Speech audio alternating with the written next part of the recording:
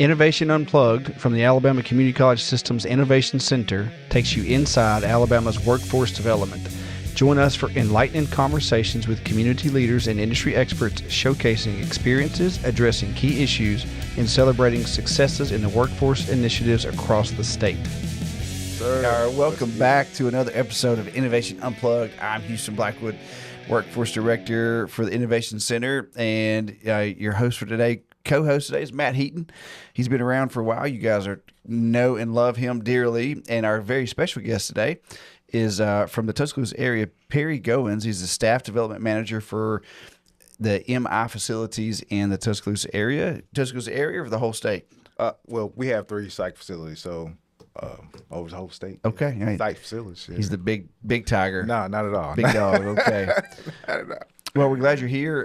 We got a lot to talk about, and I'll be honest with you, like I did not see this whole thing coming like it has landed. Yes, sir. When we started the mental health worker course. Yeah. I didn't know enough about it, and I wasn't sure.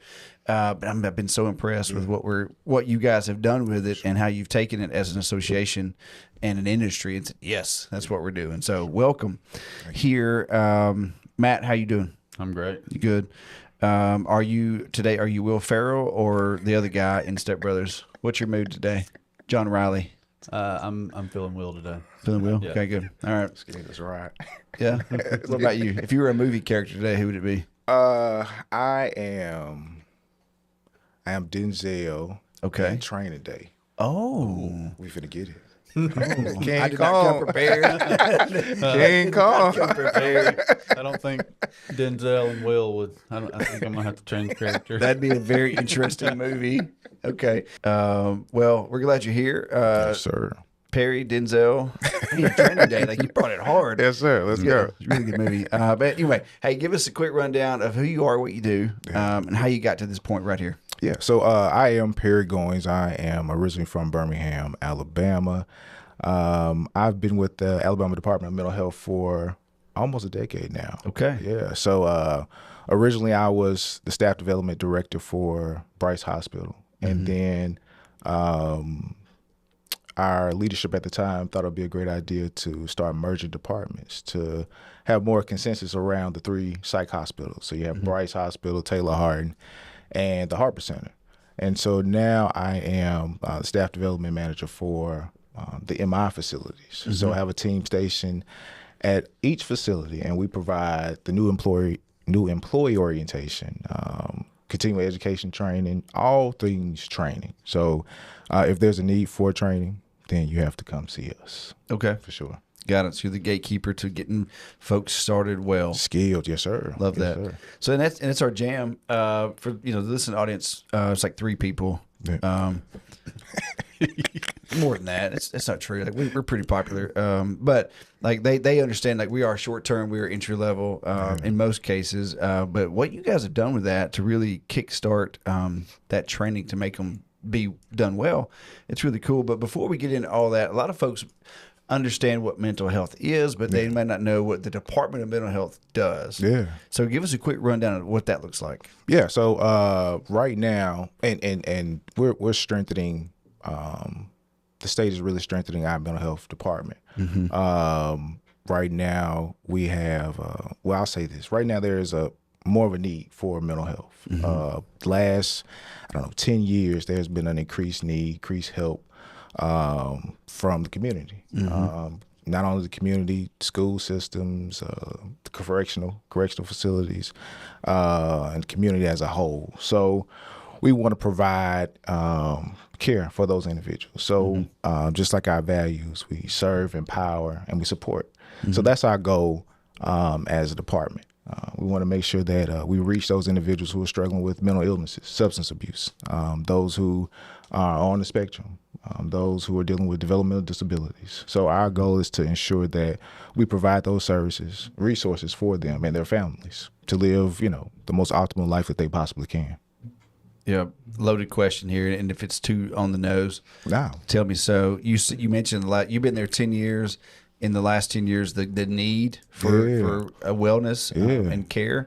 Would you say the last 5 years after the pandemic have been? Did that highlight some things that were already existing, but we just didn't know what to call it? I think so. I think the last 5 years, I think mental health has become more normal to say. Before then, I think it was still a little taboo for people to talk about it, people to go seek help. But after COVID, I think it affected everyone. Didn't matter what color, didn't matter what religion, didn't matter what sex, didn't matter anything. It affected everyone. So I think that that kind of made it, that allowed it to be a little bit more normal. So we've seen, an increase of services, and that's a good thing. My trade, counselor by trade, I went to school for counseling, and so to see the people come out and seek support and seek help, it's amazing to see. And then not only just people, but men in particular, coming out, and because it's hard for us to open up, but yeah, so we've been seeing the increase of people coming out for help. So it's and I think that in that as a department, we've been meeting and trying to meet that need. But with all those individuals coming in for support, it's double-sided. So we are, we're kind of stretched thin. Yeah. So we're trying to work to meet that need, but at the same time, trying to keep the staff motivated, morale up to support that need. So we you see burnout sometimes, and you see overwhelmingness, from the staff trying to keep up with the problem. Yeah. So it's kind of double-edged sword there. But yeah, we did see increase around that time though, for sure. One thing I don't see anybody call it out, but you mentioned men specifically, and I would say that of all the things we mentioned, the mental health awareness is over all socioeconomic classes too. Yeah. Oh yeah. For the first time, like everybody's got a problem. And it's okay if you do. Yeah. But what I've seen, and I think it's because we're in this world now, but in the trades, I see these all the time. The blue collar guys and their mental health, well being. Oh man, like the stress of those guys, and I've never done that job, so I can't speak to it. But just like the stress of the timelines and the long hours and the physical toil, and early, it's like that's curious to me, like how that really plays out. Obviously, you put you on the spot. You couldn't say, I've got this many blue collar guys, like whatever. But have you seen more men jump in? Oh yeah, for sure. Yeah, it's finally becoming okay, or it's getting to a point where they feel like I just need help.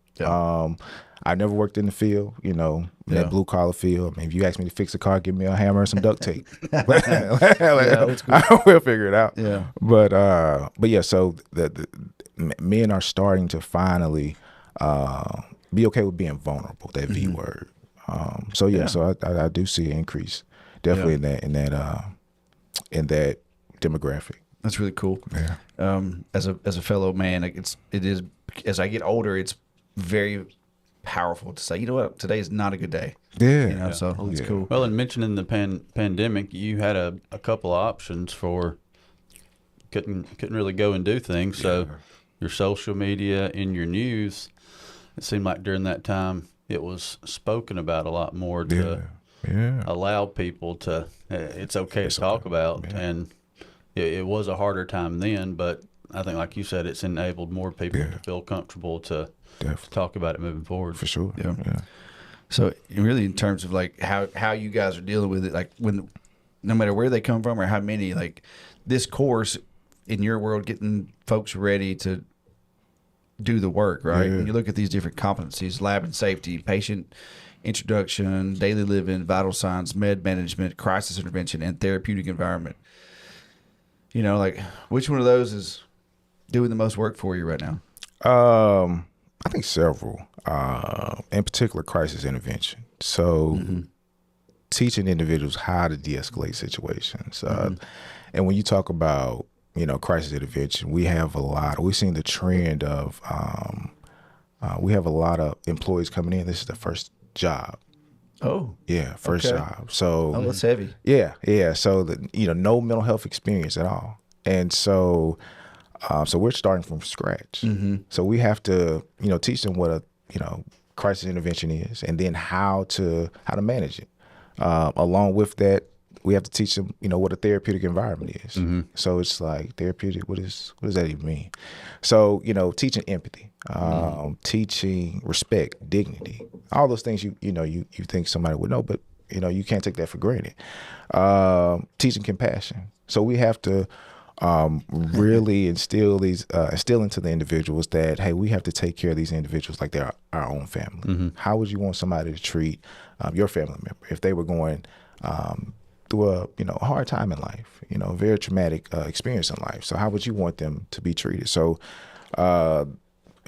when we talk about crisis intervention, it also goes into ethical documentation. How do you document appropriately? How do you put down what's in your mind on paper where it makes sense, where it is now a legal binding document. So we have to go a little bit deeper in that little arena. So but I think those two, that crisis intervention, that therapeutic environment, creating that rapport with the individuals, because many times I tell individuals all the time, the best way to treat or care is to get to know that person. You have to build some type of rapport with that person. Then that's when you can start building that trust. So we try to train and instill these things into them, because I feel like training is kind of the bridge between ideas and actually performing that care. So that's kind of my motto. I teach my team. Hey, we need to build a rapport with the staff that we're training, so they can buy in. It's all about that buy-in too. Right. Once you figure out that why am I here? Once you start to give it purpose, then that care becomes a little bit more intentional. Yeah. Well, and I've had some conversations with other folks that have gone through this course and maybe taken this with the community health worker, but like your points to the crisis intervention and the therapeutic, and mentioning the spectrum and the mental illness, like you're building that relationship. But just because my routine and timeline says 11:30 is time for bath, if that relationship that you've made says it's not time, that's when you step back, and you don't want to ruin that what you've created over. We've got to do this now. There it is. Yeah, you build in that relationship. So when there is a crisis intervention, we can verbally de-escalate the situation. So now I built a rapport with you. Okay, listen, if you don't want to take a bath right now, if you don't want to take meds, hey, let's wait 10 minutes. We'll come back and try it again. Yeah. I'll walk with you to the cafeteria or whatever the case may be. I'm here for you. So it builds that trust factor that those individuals, those clients need, because they're going through some of the most traumatic experiences in their life. I mean, we are, and when I used to have to teach the classes, I would, tell those individuals, we are one experience away from being in the position that they're in. One experience. That's it. And it'll happen in, a second of a time. Yeah. Where was it maybe church, small group? Some stat said that we're only 3 decisions away from being a felon. Oh yeah. Or things like that. You see like a person that is labeled homeless, like you don't know what it might have been 2 things that happened that made them that way, and they got behind and couldn't get out. And so it's crazy. I love to hear you say the cognizance of what's going on in that person's life and how we could be there so quickly. Yeah. I love that. Man, I love it. One quick story. Yeah, I like to tell stories. Yeah, absolutely. And it just goes to the mindset of people, and how the mindset, you can change your whole life with just your mindset. So I was leaving dinner. Me and my wife were leaving dinner, and we were in Birmingham, and I was walking. We were walking to our car, and I saw the individual. This guy came up, and he started talking. And he had his suitcase with him. So in my mind, I'm like, okay, he's homeless. All right, so he's talking. We joked around. At the end of the conversation, I reached in my pocket to give him some money, and he looked at me. He was like, "I'm homeless. I'm not poor." And I'm like, "Okay." I'm like, "Wait. Okay. All right." So he was like, "I'm fine." And he took his suitcase and walked on. So I'm like, all right. So in that moment, I'm like, okay, I just assumed that he was homeless, he was poor, but for whatever reason, homelessness was a comfort for him. He wasn't poor though, and he made that known. So I'm like, all right, cool. So it's the mindset sometimes. That's interesting. Yeah. There was a whole community in Huntsville. This is way off topic. There's a whole community in Huntsville one time. Yeah. I think right there around the downtown junction, 565 junction. And it was like there was law and order there, but they lived off grid, and they chose that. Like, some of them certainly were not poor. They just chose that lifestyle. Craziest thing. Mindset. Yeah. Wild. Kick off. Next question. So next portion is with the places you're working and the mental health worker course, that doesn't happen without one of our 24 community colleges. Yeah. Yours just happened to be Shelton State that walked with you, helped get what y'all got going now, because it's a good process, a great routine, and great schedule. So walk us through how you all partnered with Shelton to launch this mental health training. Yeah. So I think it's been 2 years now. And from my recollection, so we were going through a tough time, especially during COVID. Right before COVID, actually, we started to see the trend start to come down where we were having retention issues, and then after COVID, it was a tough season, and I don't know how the phone call happened to partner with Shelton, but I'm glad that phone call. That's beyond my pay grade. Right. But when we finally partnered with them, we got together, and I remember we were trying to figure out, okay, how can we make this actually work? How can we put these things together to help the morale of the staff, to retain those individuals, to kind of decrease the retention problems that we're having.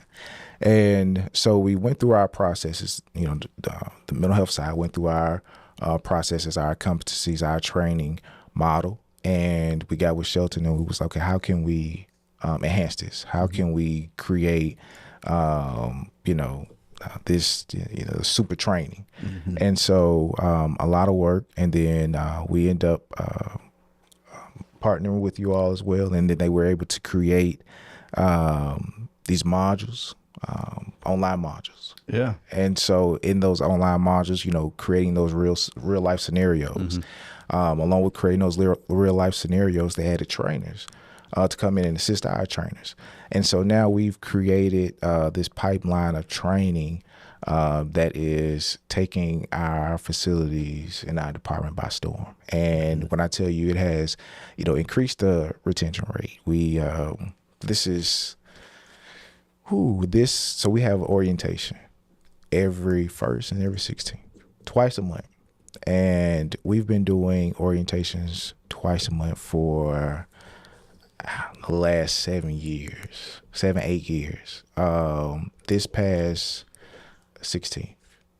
What's it? Yeah, this past 16th. Yeah. So this orientation period, we did not have a class for mental health techs. So we have retained enough techs to where we did not have to have a class. And when I tell you, that is amazing. So that shows that this program, this process is working. So we've been, honored, and the team has been so great together. And that's what collaboration is all about. That's what teamwork is all about. Finding the common goal and figuring out, how do we make processes to get to that common goal? How do we make things simpler? I'm gonna dig in on that. I don't think we're gonna go off script now. Because what you just said is powerful. Like, if you've been doing this for 7 years, and like twice a month, man, running through on the grind to find people, and this is the first time you have it, and I think Shelton doing such a good job of what they have to do to get the course in front of your people. Yeah. So what does that do for morale and, I guess, consistency in your facilities? Yeah. Knowing that the same people are there and they all know the same thing. Yeah. Talk about that consistency and just the morale. If that's different. Yeah, for sure. The morale is definitely different, but consistency. Just to have just to ensure that when you're going through that training process, each employee, each new mental health tech is getting the same information. So they're coming in after they leave orientation with the same skill level set. Now, some may have more experience than the other, but the skill set that they need to be successful on the floor, they have that. So being able to have a consistent process lends to supervisors when they get on the floor not having to start from scratch with training. So now they can go more into, okay, let's go into details, the specifics of what you're going to be doing on this floor, not having to figure out, okay, let's go back through these competencies and, make sure you know what you're doing. Now they know how to do what is needed on those floors. So that builds consistency, that builds morale when you have staff that are coming in who are trained, who are skillfully trained. It's like, wow, we have reinforcements, we have help now. So it's been a big morale. Then the retention, so it helps everybody. It helps the HR department. So now they don't have to, do 30 or 40 interviews. Right. And then it helps my team. We're not grinding so hard. Because it's not so much physical, but it's mentally draining at times. You're having so many personalities. You have classes of 10, 12, 15, 18, 20 sometimes. So 20 personalities that you're trying to work with, that you're trying to, skillfully train so they'll be ready to be on the floor. So it's hard sometimes, mentally draining at times.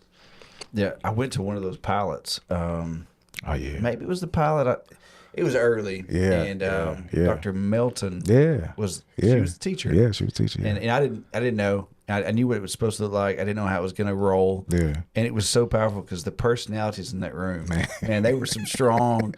And she has a very strong personality and very good command of the classroom. Yeah. But it was so cool to watch her navigate that. Yeah. I loved it. And then the students, they were hilarious. But and some of them had some experience, and so they were kind of sly with their with their, especially in the scenarios. But what we got out of it, I saw like how at the end, like everybody was speaking the same language. Yeah. And it was really cool. Do you know that we've seen over 1,000 people go through this course collectively across the state? Man, I knew the number was high. Yeah.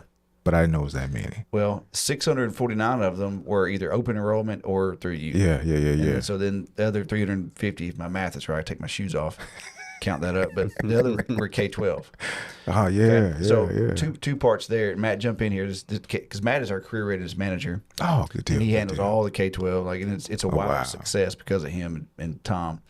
Hats off. Hats off to you got these almost 700 adults going through, and I'd say primarily for you guys, right? Yeah.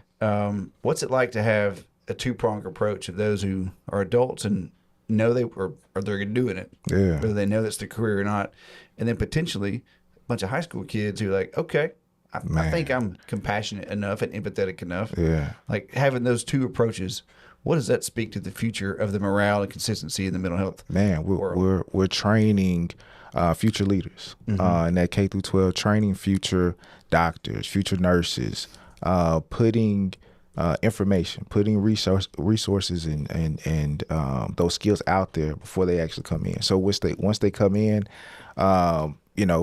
again, having that skilled workforce, it saves less time having to train those baseline skills. So they're able to come in and provide instantly support and care that we need. And then I think it for the current staff, those staff coming in, it builds that morale. It shows that we are, number one, we care for the individuals that are in our services. Number two, it cares for the employees that we already have. It's like, sending those reinforcements. Reinforcements here. So it's like my son, it's his first time in basketball. Okay, how old is he? He's 6. Okay. And he doesn't know that dad was an all-star basketball player. So I'm trying to train him, listen, son, you have to make sure you walk in daddy's shoes now. You have to continue the legacy of all-stars, So so that's what this training is all about, continuing that legacy of building all-stars for mental health. But yeah, so to see how far it's come, to see how far training has advanced, technology has advanced. You know, AI coming in and kids, the younger kids, actually having, you know, we're having to adjust the way we train. More tech. You know, so I think the online portion it absorbs more in them. You know. Okay. You know, the older individuals, they come in, you know, pen and paper. They're good. Yeah. They're good. But that younger gen, what is it, Gen Z? I think maybe it's Gen Alpha now. There's something after Z. Millennials, like, Gen Z. I feel like it changes more often than it should. Gen, who knows? Yeah. Just get a common name for something. So that new gen, like, they're coming in and they wanna be tech. You know, how can we, you know, so we had to, I think, you know, building that modules and those live scenarios, that really changed the game. That was a game changer for how we train, how we do training. So I think staying up to date is a big thing for us too. Do you think this training would be as successful if it was all in person? Ooh. Or is it only successful? Is it most successful because there's the hybrid piece that they do before they ever get to you? Yeah. So I think both, actually. You know, I love that hybrid piece of, you know, online portion and then the skills. So because it kind of cuts down on the you know, the monopoly of just doing or listening to one person the whole time.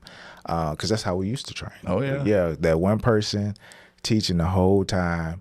And so it was hard to, you know, retain the attentions of all those individuals. So especially you got 18 people in one class and one person's up there talking. And some people would get it, but we would lose others. Yeah. And so having this hybrid course, I think it helps with those different learning styles that come through training. So those individuals who are more tech savvy and love, you know, to do everything on the phone, whatever. We can grab them, and then those individuals who do more where I just have to see it. We got the live skills that we do. So I think we're encompassing every learning style, so we can grab everybody. Yeah. So I think with the hybrid model of all of these things, you're always going to have the ones that I could have 1,000 questions, but there's not a chance that I'm opening my mouth to ask it. But with that online theory, I can go back and do it. Like, now I get it. Now I'm going to move forward. That is. I didn't have to feel embarrassed or anything like that. Yeah, I think that the live skill portion is very important. Those live scenarios are very important because, like I stated before, those individuals coming in, this is their first time in mental health.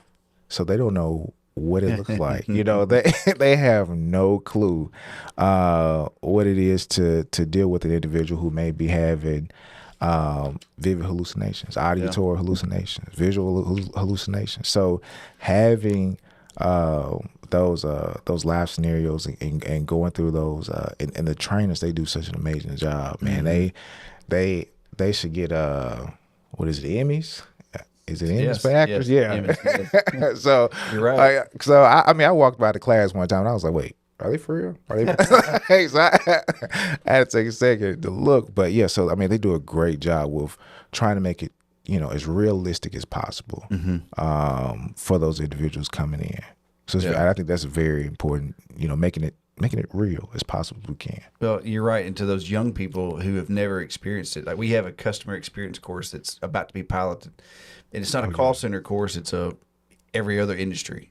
Oh yeah. You know, customer service. And so, but part of it is the scenario is walking in and someone just doesn't know what to do, or they're hot about their product. Yeah. It didn't work right. Yeah. But these kids have to look somebody in the eye and hear their problem in, like, with a real human. Yeah. Oh boy, you know, my son is okay because I'm very direct with him and I've made him be that way.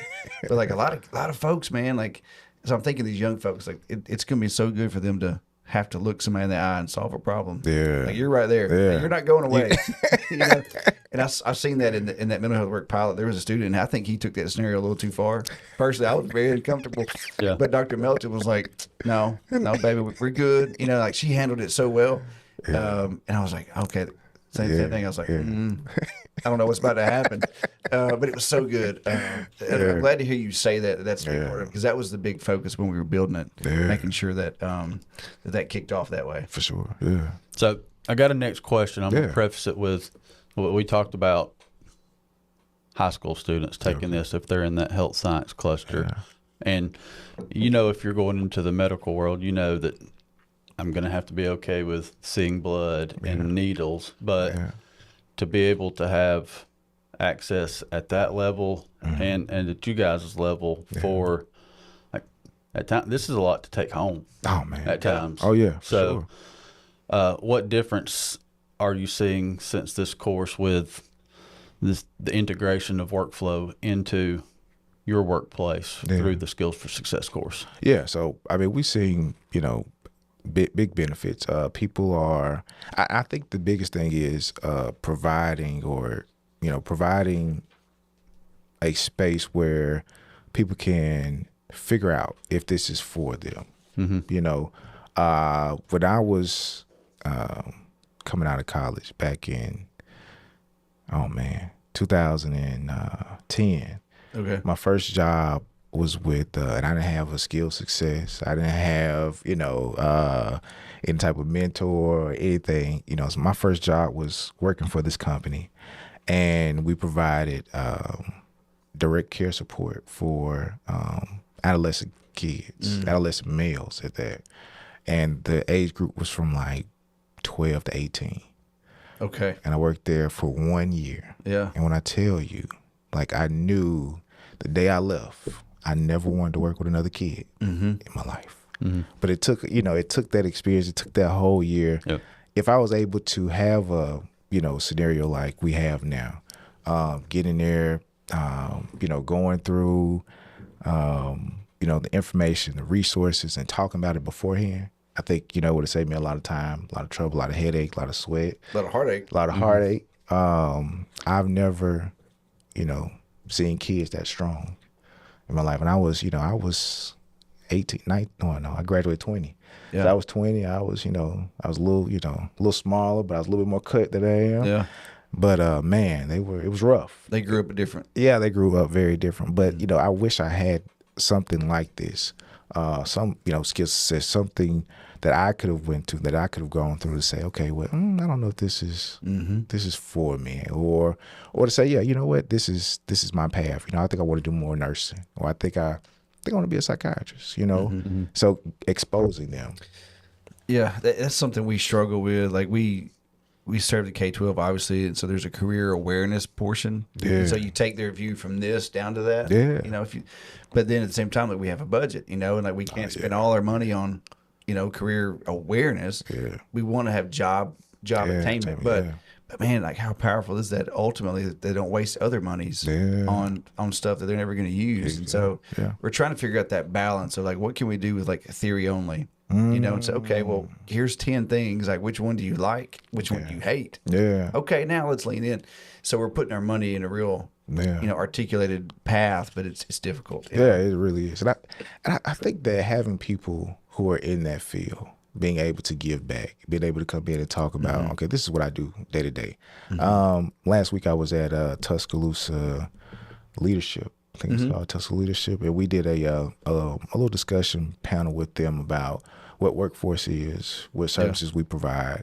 So it was very informative, because they're able now to go back and tell whatever job specific they're at, this is what happens, this is what they do, this is the service they provide. A lot of great questions about the Department of Mental Health and what we do. And so we were able to paint a picture. This is what happens here. And so it's not we're building Frankensteins in the basement or something. we're actually providing real services for people. Yeah. So that's a great segue. Have you seen the client or patient care improve since you started using this as your base training? Oh, for sure. Just to, you have decrease in incident reports, decrease in those psychiatric episodes. You're able to see more individuals be discharged. So they're meeting whatever goals that were set by the treatment team or by the judge, they're meeting those goals. So that is a big, telltale sign. When you have discharges, people are getting healthier. People are getting back to where they can live, successful in the society, whatever that looks like for them. So I think seeing that decrease and those codes and then seeing the retention for the employees, I think that helps as well. Like you can tell when people are staying, they're enjoying what they do. They're enjoying making a difference. They've actually started to, figure out that why, and now it means a lot to them. It's, they have purpose of coming to work and helping those individuals in their care. So, if it's just the small things, just talking with them, just having a talk with the clients, or we're in the cafeteria, just sitting down while they eat, just, comfort them. So I think we've seen a big change in the clients, how they act, how they respond, not only to the staff, but to treatment. That's the biggest thing, because they have to go through the treatment process to get back to, a healthy lifestyle. So them going through that treatment process shows that we're making some form of a difference. I love that. Yes, sir. Sometimes we don't know where the why is. Yeah. It's here in my paper, but I can't find it. Trying to find that. And so I was saw the results, and Shelton, Molly, and Holly out there in the lobby, like, just tickled to death that you're here to talk about y'all's partnership. Yeah. It's good to hear these success stories. So Absolutely. Man, I love working with them, and man, when I tell you, it's amazing when people come together, and it doesn't matter what background you come from, lifestyle or whatever, but just to see people come together for a common goal to help and support people, it's amazing to see, man. I love the teamwork. I love it. Shelton's one of our best. Of course, we're bragging on them because it's their region, their product. But we see that we throw a lot at the colleges. Like, we got 80 courses almost, 62 that the public can take. Oh man! And how in the heck the college is going to run all that? They're not. They run it where it's needed. And this niche, like, in my opinion, like, if Shelton only ran CDL and mental health, cool. That's what's needed right here.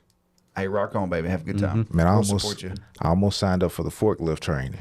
You can. And it was a forklift and excavator. I think it was excavator training. I do a lot of hunting, so I did. I need to learn how to, move a little land sometimes. So dig those washouts up. There it is. That's fun. Well, it's still available. They can take care of you for sure. Absolutely. Hey, biggest question we always ask every guest: in 5 years, Perry, you've been doing the work and doing all the training. What are you toasting to in 5 years? I am toasting to a fully staffed hospital. I am toasting to us as a department walking in our full potential. We found that purpose, and we are giving our optimal service to the patients. So I'm toasting to that, and a raise. Toasted. No, I'm just. We'll pitch that to the governor. Well, for sure. We'll make sure she gets the link to this. Listen, Governor Ivy, we have a request. Yeah, there we go. Yeah, the governor's been very good to us. That's good. Yeah, sure. So can you do this? And I think this is one of those things. It doesn't matter what you said, what industry, doesn't matter what walk of life. Like, mental health is extremely important, and having the qualified staff there to be smooth and accepting and to walk those people into that journey, whatever that looks like. There it is. It's powerful. So we appreciate your work here. Yes, Closing thoughts, Matt? Yeah, great. It's always a great topic to talk about, and then to see what we've all created and how it's actually working in industry is always great to hear. Likewise. Yeah. Final thoughts from you, and how do people get connected to you? So, final thoughts. So I want to say that mental health, the Alabama Department of Mental Health, our values: serve, empower, and support. And we want to make sure that we get that out to community. We want to make sure that we are being able to be that resource for the community. And we have our crisis centers, those 6 crisis centers. We have our 988 emergency call for those individuals who are in crisis. And we have our crisis mobile teams. So all these things that we've put in place for the community to access these resources. So we want them to go out, and if they need any more information, you can definitely go to www.alabama Department of Mental Health. They have all the resources there. And we also, for any individuals looking, employers, colleges, agencies, visit Train for Alabama. That's right. Hey, what great plug, man. Yeah. Hey, we are done. We are done. Mark that out. I don't even have to cover that in the Don't even closing. have to cover it, man. Well done. I didn't steal your thunder, did it? No. Okay, you good. did, but I'm happy you did. That's awesome. But for real, go into your website, and I did not know that 988 was a thing. Yes, sir. That's It is. awesome. Yes, sir. So we have 24-hour coverage, so people can call when they're going through a crisis. We'll help them find resources at that moment, whether they need to go to one of the crisis centers, whether they're just having those suicide ideations. We have individuals to talk them through that and find relief, find help for them. So yeah, 24 That's hours. awesome, man. Yes, 24 sir. hours a day. Wow. Yes, Cool. sir. Well, Perry, we appreciate you. I can tell why it's working so good. Yes, sir. I have seen the light. I There it understand. is. There it is. Good. There it is. Matt, take us away. Yes. As Perry plugged for us, if there's anything you hear us talk about, if you're interested in learning all of the courses that we did speak about, check out our website at trainforalabama.com. And this is going to conclude another episode of Innovation Unplugged. Make sure to like, subscribe, and follow on all your social media platforms. And have a great afternoon. Thank you.